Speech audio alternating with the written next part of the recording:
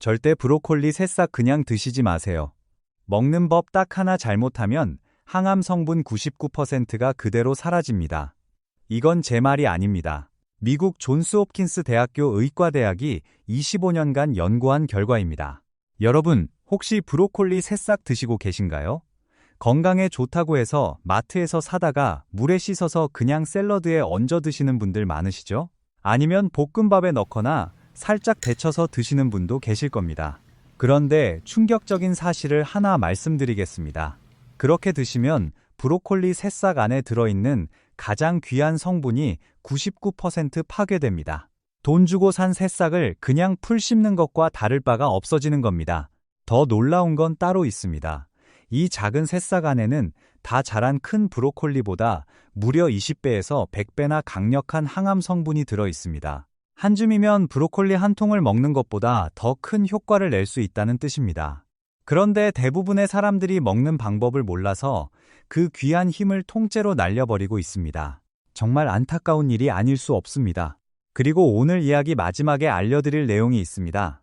이 새싹이 우리 몸만 지키는 게 아니라 뇌까지 지켜준다는 최신 연구 결과입니다. 치매를 걱정하시는 분이라면 끝까지 꼭 들어주세요. 오늘 저는 여러분께 3가지를 알려드리겠습니다. 첫째, 왜 60대 이후에 이 새싹이 반드시 필요한지. 둘째, 대부분이 모르는 치명적인 실수 3가지. 셋째, 효과를 100배로 끌어올리는 황금 먹는 법. 이 3가지만 알면 됩니다. 오늘 이야기 끝까지 들으시면 내일부터 새싹을 바라보는 눈이 완전히 달라지실 겁니다. 복잡한 이야기 아닙니다. 딱 30분만 투자해주세요. 그럼 먼저 첫 번째 이야기부터 시작하겠습니다. 왜 하필 60대 이후에 브로콜리 새싹이 절실하게 필요한 걸까요? 여러분, 솔직하게 여쭤보겠습니다. 아침에 일어났을 때 몸이 개운하신가요? 아니면 밤새 일한 것도 아닌데 온몸이 무겁고 뻑적지근하신가요? 젊었을 때는 하룻밤만 푹 자면 피로가 씻은 듯이 사라졌습니다. 그런데 60이 넘으니까 자도 피곤하고 여기저기 안 쑤시는 데가 없습니다. 건강검진 받으러 갈 때마다 가슴이 철렁합니다. 혹시 나쁜 소식이 나오면 어쩌나, 우리 자식들한테 짐이 되면 어쩌나, 그런 걱정이 마음 한구석에 늘 자리 잡고 있습니다. 이건 우리만 그런 게 아닙니다. 국민건강보험공단 2023년 발표에 따르면 60대 이상 한국인 10명 중 7명이 만성염증 수치가 정상보다 높은 상태입니다. 만성염증이 뭐냐고요? 쉽게 말씀드리겠습니다. 우리 몸속에 녹이 슬고 있는 겁니다. 집에 오래된 수도관을 떠올려 보세요. 새 수도관은 반짝반짝 깨끗하지만 20년, 30년 지나면 안쪽에 녹이 슬고 물때가 끼잖아요? 우리 몸도 마찬가지입니다. 나이가 들면서 세포 하나하나에 녹이 슬기 시작합니다. 의학적으로는 산화 스트레스라고 부릅니다. 이 녹이 쌓이고 쌓이면 염증이 됩니다. 염증이 혈관에 쌓이면 동맥경화, 간에 쌓이면 지방간, 뇌에 쌓이면 치매, 세포에 쌓이면 암이 됩니다. 젊었을 때는 우리 몸이 이 녹을 스스로 닦아냈습니다. 간이 독소를 분해하고 면역세포가 염증을 잡아먹었습니다. 하지만 서울대 의과대학 노화연구팀에 따르면 60대가 되면 간의 해독 능력이 30대의 절반 이하로 떨어집니다. 녹은 계속 쌓이는데 닦아내는 힘은 반으로 줄어든 겁니다. 수도관에 녹이 잔뜩 끼었는데 청소하는 사람이 쉬고 있는 상황인 거죠. 우리 세대는 어떻습니까?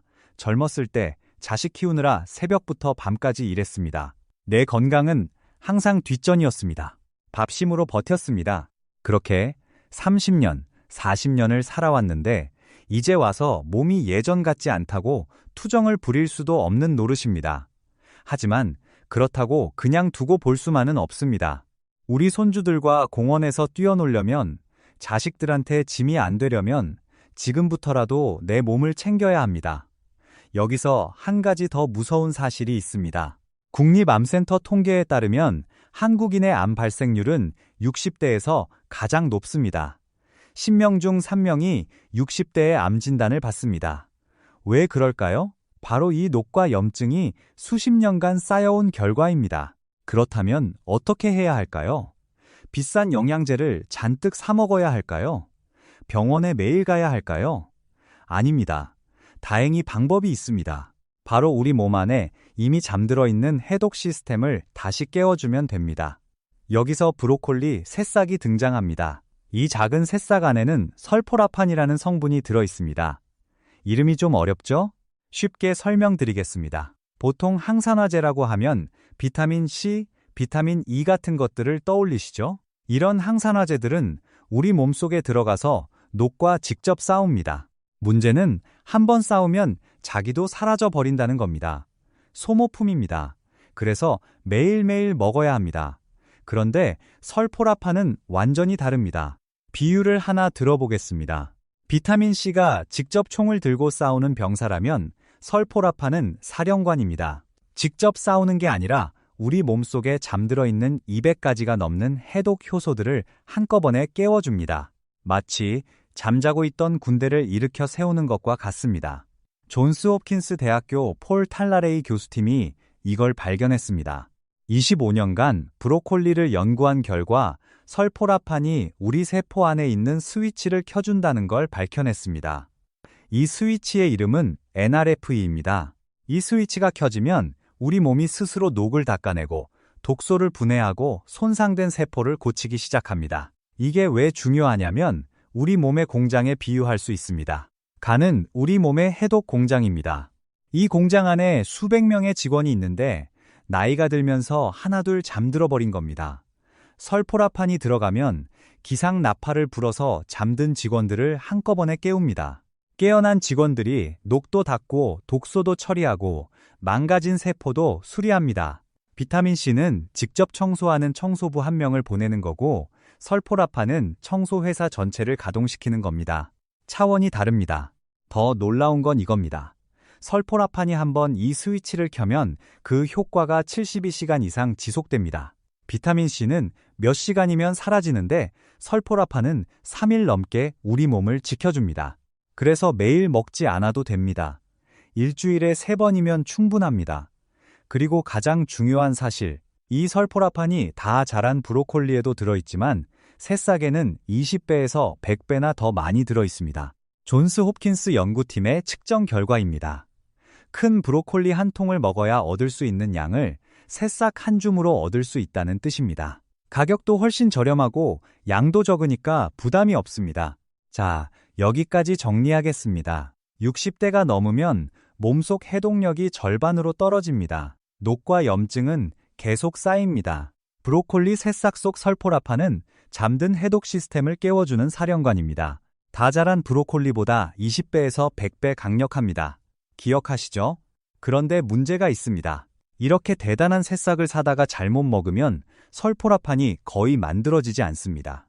여러분, 돈 주고 사서 정성껏 챙겨 먹었는데 그 효과를 99% 날려버리고 계셨다면 마음이 어떠시겠습니까? 억울하시죠? 지금부터 대부분의 사람들이 모르고 저지르는 치명적인 실수 3가지를 알려드리겠습니다. 여러분도 해당되시는지 하나하나 확인해 보세요. 솔직히 말씀드리면 이 중에 하나도 해당 안 되시는 분은 거의 없을 겁니다. 첫 번째 실수, 열을 가하는 것입니다. 여러분, 새싹을 어떻게 드시고 계세요? 혹시 볶아서 드시나요? 아니면 데쳐서 드시나요? 배가 찬 게 걱정되어서 따뜻하게 익혀 드시는 분도 많으실 겁니다. 그런데 이게 가장 큰 실수입니다. 왜 그런지 설명드리겠습니다. 사실 새싹 안에는 처음부터 설포라판이 완성된 채로 들어있는 게 아닙니다. 설포라판의 재료인 글루코라파닌이라는 성분과 그걸 설포라판으로 바꿔주는 미로시나제라는 효소, 이 2가지가 따로따로 들어있습니다. 비유를 하나 들겠습니다. 열쇠와 자물쇠를 생각해 보세요. 글루코라파닌이 자물쇠이고 미로시나제가 열쇠입니다. 이 열쇠가 자물쇠를 열어야만 설포라판이라는 보물이 나옵니다. 그런데 이 열쇠, 미로시나제는 열에 너무나도 약합니다. 일본 국립암연구센터 연구에 따르면 60도에서 70도 사이에서 이 효소가 완전히 파괴됩니다. 물이 끓는 온도는 100도입니다. 데치거나 볶으면 이 열쇠가 녹아 없어지는 겁니다. 열쇠가 없으면 자물쇠를 열 수 없습니다. 아무리 좋은 재료가 있어도 설포라판은 절대 만들어지지 않습니다. 그냥 섬유질 덩어리를 씹는 것과 같아집니다. 몸에 나쁘진 않지만 새싹을 먹는 진짜 이유가 완전히 사라지는 겁니다. 두 번째 실수. 씹지 않고 그냥 삼키는 것입니다. 여러분은 새싹을 드실 때 몇 번이나 씹으시나요? 5번? 10번? 아니면 그냥 두세 번 우물거리다 넘기시나요? 솔직히 대부분 두세 번 씹고 넘기십니다. 브로콜리 새싹은 너무 연하고 부드러워서 씹을 것도 없이 금방 목으로 넘어가 버립니다. 하지만 이렇게 하면 큰 손해를 봅니다. 아까 말씀드렸죠? 글루코라파닌과 미로시나제, 이 두 성분이 서로 다른 방에 갇혀 있다고요. 새싹의 세포벽이 그 벽입니다. 이 벽을 부숴야 두 성분이 만나서 설포라판이 만들어집니다. 씹지 않고 통째로 삼키면 세포벽이 부서지지 않습니다. 두 성분이 만나지 못한 채 그냥 장으로 내려가 버립니다. 물론 장내 세균이 일부를 분해하긴 하지만 그때는 이미 흡수 효율이 확 떨어진 상태입니다. 연구에 따르면 씹지 않고 삼켰을 때 설포라판 생성량이 제대로 씹었을 때의 3분의 1도 안 됩니다. 세 번째 실수, 물에 너무 오래 담가두는 것입니다. 채소를 깨끗이 씻어 먹어야 한다는 건 맞습니다. 하지만 새싹을 찬물에 10분, 20분씩 담가 놓는 건 안 됩니다. 설포라판의 재료가 되는 글루코라파닌은 물에 잘 녹습니다. 오래 담가두면 그 귀한 성분이 물속으로 다 빠져나갑니다. 한국식품연구원 연구에 따르면 채소를 물에 10분 이상 담그면 수용성 영양소가 최대 40%까지 빠져나갑니다. 비타민C도, 미네랄도, 글루코라파닌도 마찬가지입니다. 정성껏 씻으려는 마음은 이해하지만 그 정성이 오히려 영향을 죽이고 있었던 겁니다. 흐르는 물에 30초 이내로 가볍게 헹궈주세요. 그것으로 충분합니다. 자, 3가지 실수를 정리하겠습니다. 그런데 첫째, 열을 가하지 마세요. 효소가 파괴됩니다. 둘째, 꼭꼭 씹어 드세요. 세포벽을 부숴야 합니다. 셋째, 물에 오래 담그지 마세요. 영양소가 빠져나갑니다.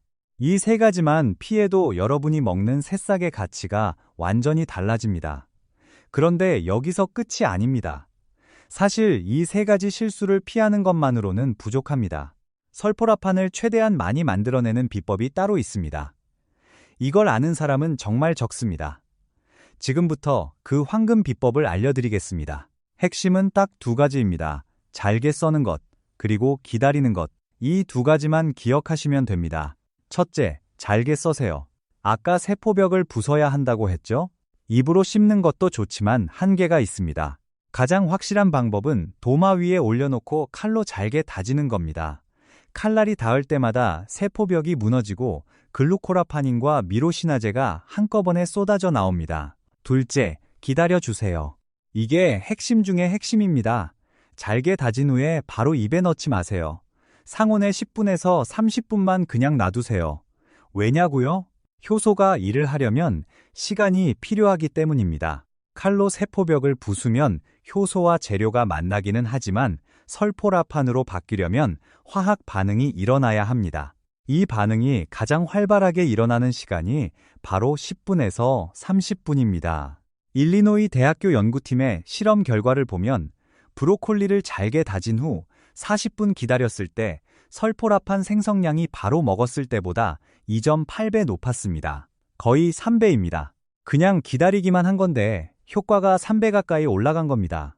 잠깐, 여기서 한 가지 강조하고 싶은 게 있습니다. 10분에서 30분이라고 했지만 정확히 타이머를 맞출 필요는 없습니다. 대충 10분 넘기면 됩니다. 너무 정확하게 하려다 보면 오히려 귀찮아서 안 하게 됩니다. 우리는 건강 관리를 평생 해야 하니까요. 쉽고 간단해야 오래 합니다. 방법은 너무 간단합니다. 저녁 식사를 준비하실 때 제일 먼저 새싹을 꺼내서 잘게 다져 놓으세요. 그리고 밥을 하고 반찬을 차리세요. 그러다 보면 자연스럽게 20분, 30분이 지나갑니다. 밥상이 차려질 때쯤이면 새싹 안에 설포라판이 가장 풍성하게 만들어져 있습니다. 순서 하나 바꾼 것뿐인데 결과가 완전히 달라지는 겁니다. 여기서 더 좋은 방법을 하나 알려드리겠습니다. 바로 냉동 보관법입니다. 매번 칼로 다지고 기다리는 게 번거로우실 수 있습니다. 특히 아침에는 시간이 없으시잖아요. 그래서 미리 해두는 겁니다. 마트에서 새싹을 사오시면 그날 바로 전부 잘게 다져주세요. 그리고 30분 놔둡니다. 효소가 충분히 일을 한 다음에 소분해서 냉동실에 넣어두세요. 지퍼백에 한 끼 분량씩 나누어 담으면 편합니다. 놀라운 사실이 하나 더 있습니다. 냉동 과정에서 세포벽이 한 번 더 부서집니다. 물이 얼면 부피가 커지면서 세포를 터뜨리는 겁니다. 그래서 냉동했다 해동하면 설포라판 생성이 한 번 더 촉진됩니다. 얼리는 것 자체가 설포라판을 만드는 준비 과정이 되는 셈입니다. 필요할 때 냉동실에서 꺼내서 바로 쓰시면 됩니다. 해동할 필요도 없습니다. 된장국이나 미역국을 끓인 후에 가스 불을 끄고 그릇에 덜어내세요. 너무 뜨겁지 않은 따뜻한 상태, 대략 60도 이하. 거기에 냉동 새싹을 톡톡 뿌려주세요. 아까 열을 가하면 안 된다고 했는데 이건 괜찮습니다. 왜냐하면 이미 냉동 전에 설포라판이 다 만들어진 상태이고 그릇에 덜어낸 국물은 끓는 온도가 아니기 때문입니다. 효소가 파괴될 걱정이 없습니다. 겨울 아침에 따뜻한 된장국 한 그릇에 새싹을 뿌려 드시면 속도 편하고 영양도 온전히 챙길 수 있습니다. 돈 한 푼 더 안 들고 시간도 안 걸립니다. 이보다 쉬운 건강법이 또 있을까요? 자, 이제 효과를 더 높여줄 짝꿍 음식들을 알려드리겠습니다. 새싹만 드셔도 좋지만 이 음식들을 함께 드시면 효과가 몇 배로 올라갑니다. 첫 번째 짝꿍은 무즙입니다. 좀 의외시죠? 사실 무도 브로콜리와 같은 십자화과 채소입니다. 무 안에도 미로시나제 효소가 들어있습니다. 혹시 보관 과정에서 새싹의 효소가 좀 줄었더라도 무즙이 그 부족한 효소를 채워줍니다. 보험을 하나 더 드는 셈이죠. 게다가 무즙 자체가 혈액을 맑게 해주는 역할을 합니다. 우리가 생선구이에 무즙을 곁들이는 이유가 있습니다. 잘게 다져 기다려둔 새싹 위에 무즙을 한 숟가락만 얹어보세요. 설포라판 생성이 더 활발해질 뿐만 아니라 혈관 건강까지 함께 챙길 수 있습니다. 우리 밥상에 원래 있던 음식이니까 따로 뭘 살 필요도 없습니다. 두 번째 짝꿍은 나토입니다. 청국장과 비슷한 발효콩이죠. 나토 안에 들어있는 끈적끈적한 성분 나토키나제가 혈관 속 찌꺼기를 녹여줍니다. 그리고 새싹의 설포라판은 혈관벽에 염증을 가라앉혀줍니다.